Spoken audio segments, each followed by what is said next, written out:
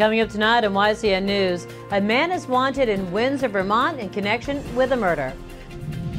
Peter Shumlin will not seek a fourth term for governor in Vermont, and the strolling of the heifers in Brattleboro. For more news, weather, and sports, it's time for YCN News, your local view. Now, your daily digest of the Dartmouth Lake Sunapee region, southern Vermont, and Windsor County. News, sports, weather, and all that is happening in our area. The news on YCN, your local view. Good evening. It's Monday, June 8th. I'm Laura James. Welcome to YCN News. We begin tonight's news with the latest update on a man wanted by police for questioning about a homicide this morning in Windsor, Vermont. YCN's Kurt Weedy was on the scene this morning and brings us this news story. I'm here in Windsor, Vermont at the scene of a domestic homicide that occurred this morning. One person is believed dead. Now, the shooting happened in the vicinity of this home here behind me on Everett Lane. I was given no details on the scene as it is an active investigation. The person of interest, Jason Kendall, is still at large, and police have set up roadblocks on Route 5, checking vehicles as they pass in and out of town. Kendall is believed to be driving a 1996 silver Honda Accord with license plate number EAR 558. If you see this vehicle, do not approach it, and instead contact police immediately at 911. Currently, the Windsor School District is under a lockdown that has been issued since 7:45 this morning. Reporting from Windsor, I'm Kurt Weedy, YCN News. Since that report, state police have identified the victim. She is 22-year-old Molly Helland of Windsor. She and Jason Kendall recently had a baby together. Helland was living with her parents at their home at 43 Main Street. She suffered gunshot wounds. The Windsor Fire Department rushed to the home after a Windsor police officer found Helland lying on the ground outside of the home next to a vehicle. Firefighters were unable to revive her. Helland was pronounced dead at the scene. Jason Kendall may have switched license plates on the silver Honda Accord. The new plate may be a Massachusetts tag number 842YM3. The victim will be transported to the Office of Vermont's Chief Medical Examiner for an autopsy. The cause and manner of death will be determined. This investigation is ongoing. Anyone with information is asked to contact the Vermont State Police in Rockingham at 802-875-2112. Well, in other news, there will not be a fourth term for Vermont Governor Peter Shumlin. The three-term Democratic governor, in a press conference today, says he plans to leave politics and return to his prior career as a businessman. He said, "It's been an honor to serve the state as governor," reported Vermont Public Radio. Shumlin says his focus on the remaining 18 months of his term will focus on 6 areas. These priorities are job training and employment growth, lowering health care costs, and criminal justice reform, paid sick leave, and more renewable energy options for property owners. The next election for governor is November 8th, 2016. 2 candidates whose names are surfacing as likely candidates for Vermont's next governor are Republican Lieutenant Governor Phil Scott and House Speaker Shap Smith. Now, it remains to be seen if Scott Milne, the Republican who ran against Shumlin and drew voter support, will run again for governor.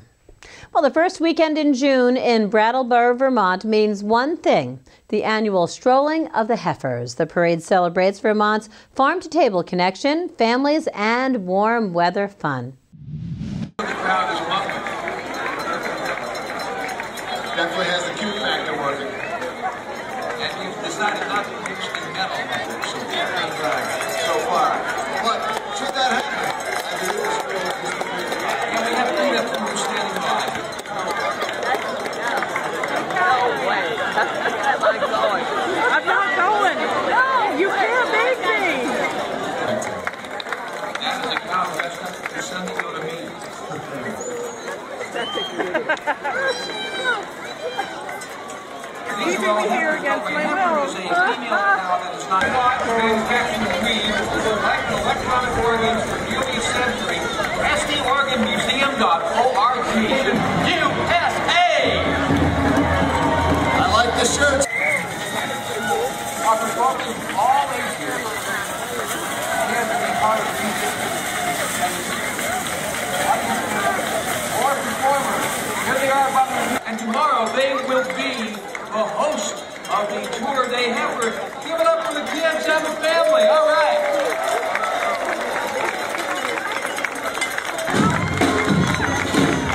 They got a home health care coming into view. They're doing a great job.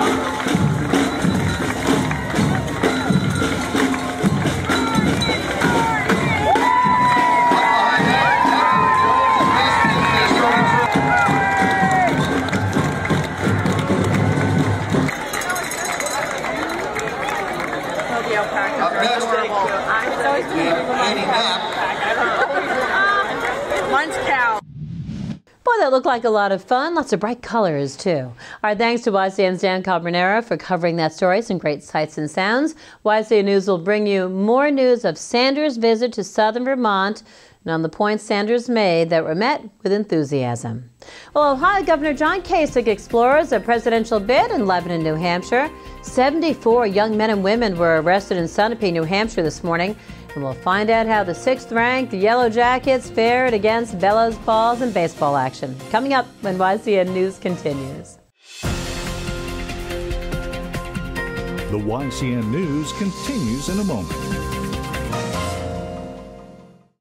Welcome back to YCN News. Another person exploring a possible presidential bid for president in 2016 headed east to Lebanon, New Hampshire Friday night. YCN's John O'Connor explains. Friday night in Lebanon, New Hampshire, Ohio Governor John Kasich spoke to over 100 people at the Grafton County Republican Party's First in the Nation dinner. Governor Kasich spoke on a number of issues, really starting with his childhood, growing up, going to Ohio State, the values that he learned there, the values that he carried to Washington, his reforms in Washington, going into the private sector, and then going back into politics, being the governor of Ohio. I don't care who's got money, who's got power, who's rich, who runs it. Doesn't matter to me. Because when I get elected to something, my job is to be the CEO. My job is not to pay attention to polls, focus groups. If people don't like me, I want them to like me, but I'm not going to get them wanting to like me to change what I'm going to do. Because that's not leadership. That's not the way I was raised. The governor focused on the notion that it was about doing what was right, not what was politically expedient. For YCN News, I'm John O'Connor on the campaign trail, reporting from Lebanon, New Hampshire. Okay, John, we'll surely be hearing more about John Kasich in the days, weeks, and months ahead. Well, on TV, online, and on social media, you can also follow YCN News for continued campaign 2016 coverage. A call early this morning of a passed-out young man hanging out a car window of a car parked in Sunapee led police to taking 74 young men and women into protective custody. Around 4 a.m. this morning, Sunapee police went to 23 Trow Hill Road and saw many cars and people whom police described as appearing to have been drinking at a home. The party was ongoing. Alcohol and minors were present. Sunapee Police Chief David Cahill said in a news release, police took into custody the 74 underage drinkers, bringing them to the police station in a bus provided by the Sunapee School District. All 74 of the underage drinkers are recent graduates of Phillips Academy in Andover, Massachusetts. 23 of the 74 will face charges that include underage possession and transportation of alcoholic beverages. The other 51 individuals were placed into protective custody. All of the underage persons involved were processed by police and released to parents or relatives. None of the 74 were injured. The 23 students who are facing charges were scheduled to be in Newport District Court on August 4th. The person who rented the home for the weekend could face criminal charges for hosting the party, say police. Well, coming up on YCN News, Vermont Senator Bernie Sanders spoke from Brattleboro and Keene, New Hampshire this weekend. A water rescue and a recovered boat in Lake Sunapee, New Hampshire this weekend. And wait a minute, the weather just might change again. We'll check the forecast, sports, and upcoming events too when YCN News continues. The YCN News continues in a moment.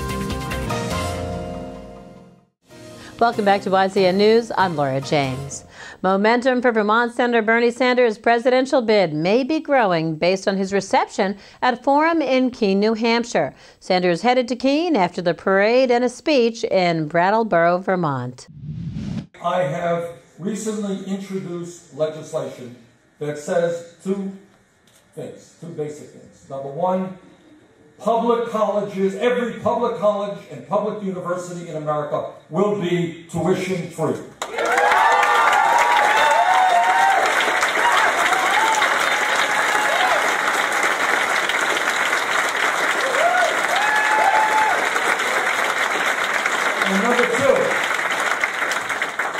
And number two, we're going to end the absurdity by which people today are paying 6 or 9% interest rates on student debt at the same time they could refinance their home for 2 or 3%. So we're going to allow people to refinance their debt at a lower interest rate. And then on top of that, what Obama did, which was a step forward, he said, look, I don't want the banks making profit off of student debt. We'll have the government do that. Well, I think, between you and me, the government should not be making billions of dollars of profit on debt being paid by low-income and middle-class families. We're going to get the government out of making profits on student debt.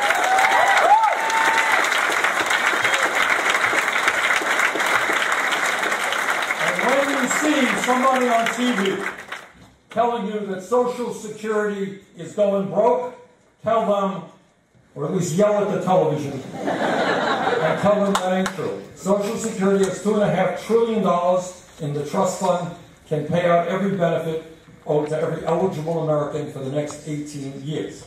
And when they tell you Social Security is responsible for our deficit, or has added to our deficit, tell them that's not true either, because as all of you know, Social Security is funded independently through the payroll tax.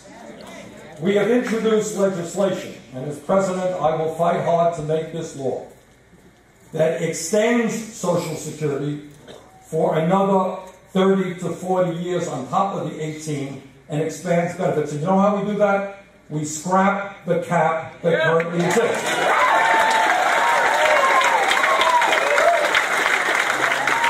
I was in Concord, we were in Concord, we were in Epping, and we were in Portsmouth. We had huge turnout. So let me tell you a secret. We're going to win New Hampshire.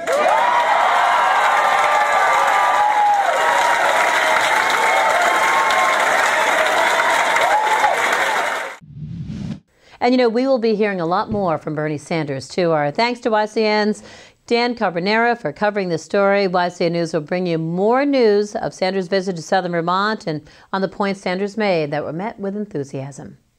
Well, in other Vermont news, police in Heartland are looking into the cause of a car crash on Queechee Road on Saturday night. The driver, 43-year-old Aaron Henning, was not injured. He was wearing a seatbelt at the time of the 6:20 p.m. crash.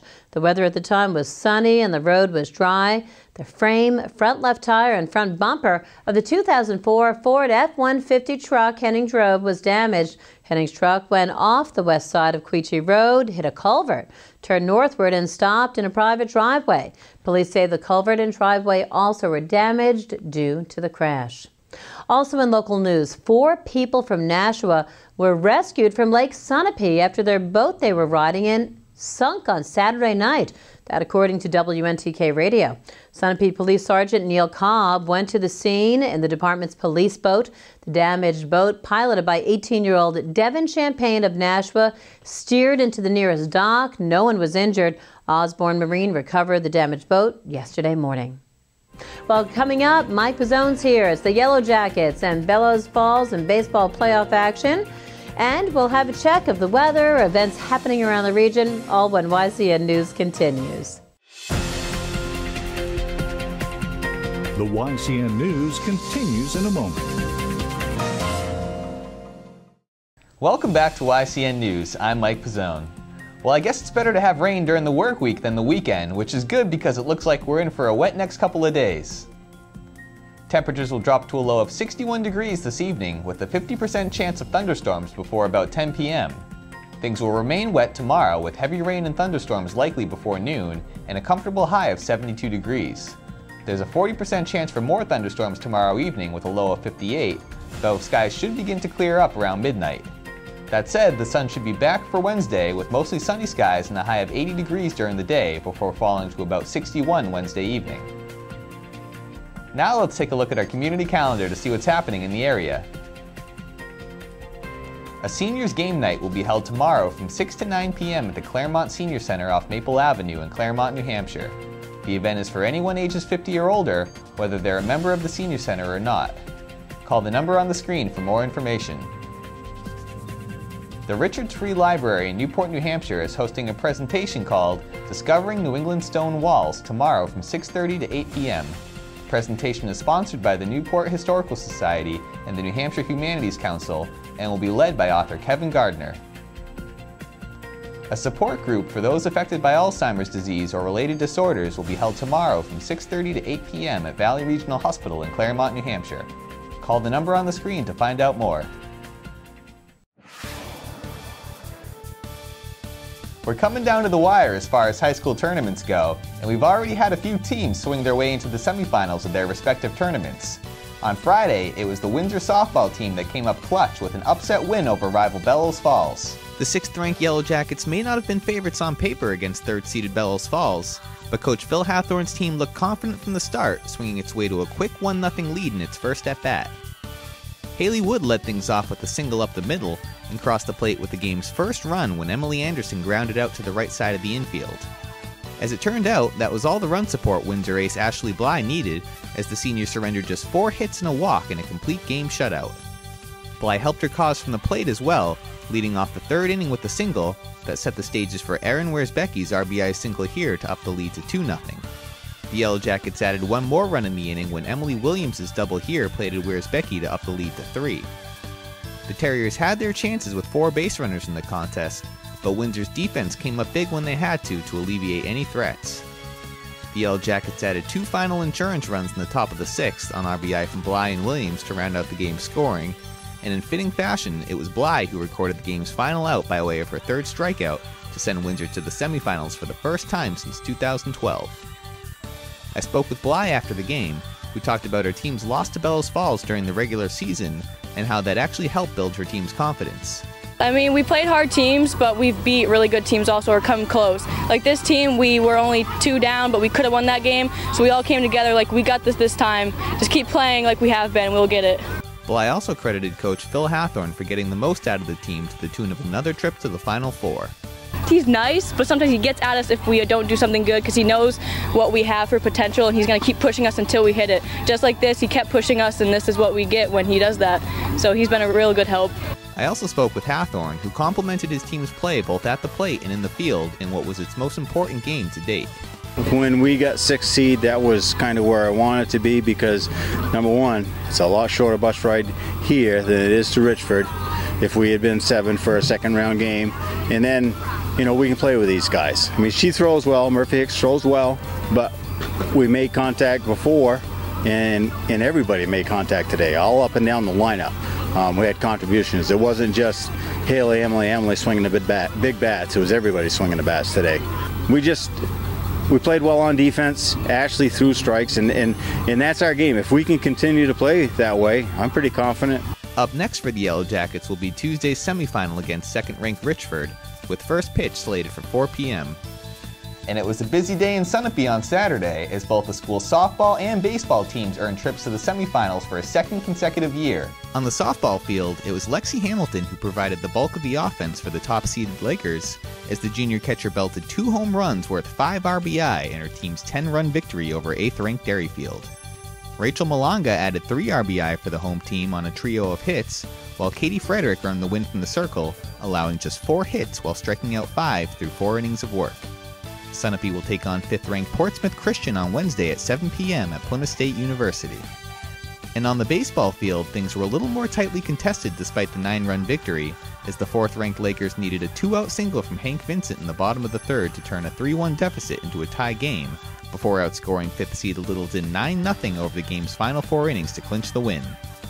Ben Robinson came up with a pair of clutch RBI singles for the home team, while junior shortstop Cole Cruz also drove in a run. Up next for the Lakers will be top-ranked Colebrook on Wednesday at 4 p.m. at Plymouth State University. The The 4th-ranked Bellows Falls baseball team also earned a trip to the Final Four by virtue of its shutout of 5th-seeded Harwood on Saturday. The Terriers have a tough task ahead of them, though, as they'll travel to face top-seeded Mill River tomorrow at 4:30. And the 2nd-ranked Hanover girls lacrosse team earned a ticket to the championship with a high-scoring win in the semifinals, setting up a matchup with top-ranked Wyndham tomorrow at 5. That does it for YCN Sports. I'm Mike Pizzone.